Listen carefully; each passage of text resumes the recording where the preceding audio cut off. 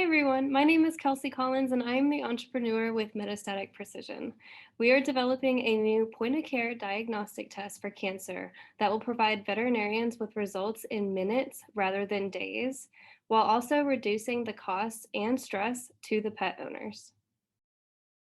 And these are my team members. Dr. Burg is an endowed chair and professor in the Department of Small Animal Medicine and Surgery at the University of Georgia.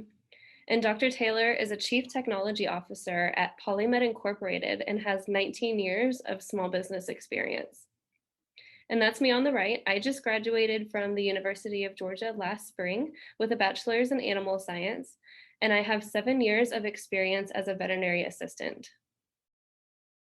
And this was my dog, Daisy May. So here's a healthy x-ray that was taken a couple of months before her illness as a way of comparison. So in 2018, she wasn't quite acting right and appeared to have gained a little bit of weight in her belly area. So I brought her into the clinic to have some blood work done, and everything came back perfectly normal. The vet who did her exam told me that it might just be her age setting in and not to worry. But we did end up retaking an x-ray just to be safe, and sure enough, we saw that her spleen was enlarged. I spoke with two different vets who told me that there was no way to be certain if this enlargement was cancerous or not without doing surgery. Both of these vets actually suggested euthanasia at this point, just because the chances of it to be cancer were so high. Unfortunately, there are so many other owners who find themselves in this exact situation that I was in, and they decide to euthanize without even knowing if their dog has cancer or not. As you can see, having a splenectomy done is a very invasive and risky surgery. I decided to go forward with a splenectomy on Daisy, and I was really glad that I did because, to all of our surprise, her mass came back benign, and soon enough, she returned to her happy, healthy self. Until last July, I noticed that she had a firm lump on her mammary gland, and right away, I knew it was bad. We ran blood work just like before, and again, it came back perfect. I decided to put her through surgery, not knowing if it was cancerous or not, but this time it was confirmed to be a carcinoma. The vet who did her surgery explained to me that she got good margins and didn't suspect that the cancer had spread. We thought the surgery was curative, and she didn't recommend doing any chemo treatments. I just wish that there could have been some way to test her to know if her cancer really was gone, because 5 months later, her lymph nodes became swollen, and before I was able to get her into the vet, she passed away. I believe that she had lymphoma, but because I wasn't able to act fast enough, I won't ever have that closure. So, my experience has motivated me to find a solution to this common issue. The medical problem that we are addressing is the lack of cancer screening and the time that it takes to receive a confirmed diagnosis. We interviewed over 80 pet owners last fall, and almost 30% of these owners never received a confirmed diagnosis. Current methods used to diagnose cancer in dogs oftentimes require an appointment with an oncologist, and clients are usually referred to more than one specialist for further testing. Delayed treatment time can be detrimental when dealing with an aggressive cancer case. And in many cases, by the time that the client receives a confirmed diagnosis, the cancer has already progressed and their treatment options then become limited.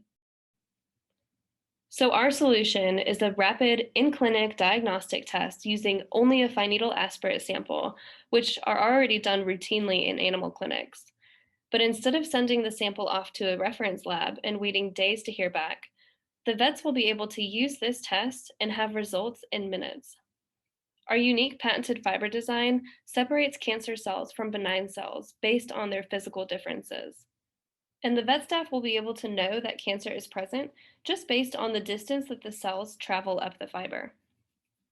So we are currently in phase 1 of our technology development. With Precision Vet DX, a veterinarian would take a needle biopsy of a lymph node or a tumor and then aspirate those cells into a mixture of saline. The cancerous cells would travel up the fiber bundle at a faster rate than the benign cells and then be isolated into a cap at the top. And after about 20 minutes, the veterinarian or a skilled technician could then take that cap and look at it under a microscope to interpret the results. In the next phase of development, we want to explore the possibility of creating a test that provides a clear, positive or negative result, so that any staff member will be able to interpret the results without the need for a microscope or any training. And once this becomes possible, this test may be more applicable to human medicine. There is currently a patent for this device, which was issued in 2017, and all rights are owned by the University of Georgia. Last fall, we conducted customer discovery interviews where we had the chance to speak with veterinarians, vet techs, industry experts, and pet owners, but we focused primarily on pet owners. And even though they came from all different walks of life, they all had one common belief, and that is that cancer diagnostics and screening need to be improved. So, the time that it takes to be seen by a specialist and then having to wait for a biopsy result is extremely stressful for the owner, but it's also really stressful for that sick pet to be put through so many invasive diagnostic procedures because many of them require anesthesia. With current technology, the primary vet is limited to basic diagnostics like an x ray machine or blood machine, and they oftentimes don't provide a clear answer. So that vet will usually refer to a specialist who is better equipped, and this is common especially in remote areas. But with our technology, the primary vet is going to be able to diagnose cancer in house, which is going to increase profits and client satisfaction. The vet will be able to quickly know whether cancer is present in the animal during the same appointment time, and that's going to allow the pet owner more time to process the different treatment options. When a client gets referred to a specialist, it can take anywhere from 1 week to 1 month to be seen. And all this time, the cancer is still spreading. But with our product, the owner will be able to act quicker and get their pet into an oncologist to start treatments right away. Since our product will be the first of its kind, there really aren't any competitors yet.